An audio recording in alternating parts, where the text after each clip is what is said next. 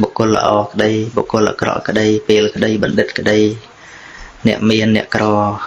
ណាមិនរើសណាប៉ុន្តែយ៉ាងណាជីវិតនេះប្រព្រឹត្តទៅតាមអំណាចកម្មទៅជួនកាលកម្មបច្ចុប្បន្នមិនមានក៏ប៉ុន្តែវាអាចជាកម្មអតីតជាតិដែលយើងមិនអាចដឹងបានទៅដូចជាព្រះមហាមោគលានទៅព្រះមហាមោគលានប្រព្រឹត្តល្អមានបុណ្យកុសលច្រើនពីមួយអសង្ខ័យហើយនឹងមួយសែនកាប់ទៀតនិយាយទៅជីវិតលោកអត់បានសម្លាប់សត្វទេមួយជីវិតហ្នឹងណាធ្វើតែល្អអ្នកផងទាំងពួងក៏បានឃើញតែល្អក៏ប៉ុន្តែកាលពីរាប់សែនលានឆ្នាំមុននោះគាត់បានធ្លាប់សម្លាប់មេដាបេដាព្រះមោគលានណាធ្លាប់សម្លាប់ហ្នឹងមិនមែនជាតិហ្នឹងទេរាប់សែនជាតិមុនទេច្រើនជាតិមុនហ្នឹងធ្លាប់បាន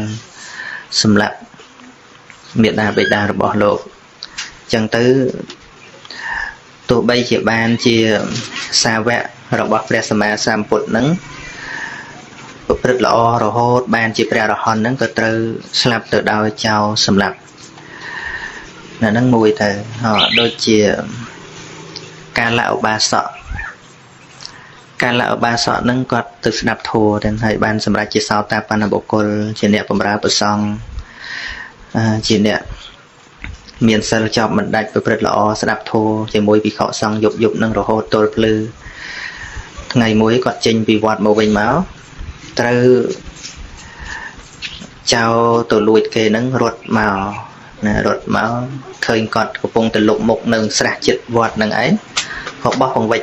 ទ្របហ្នឹងចោលនៅមុខគាត់នឹងអ្នកស្រុកមកដល់ច្រឡំវាយគាត់ស្លាប់ទៅណាសិតតែរឿងដែលមិនគួរឲ្យយល់ព្រមតែយើងមិនព្រមទេពីព្រោះគាត់មិនបានទៅលួចទ្រព្យរបស់អ្នកស្រុកនឹងមិនបានសួរឲ្យជាក់ច្បាស់ហើយស្រាប់តែវាយគាត់ស្លាប់ទៅ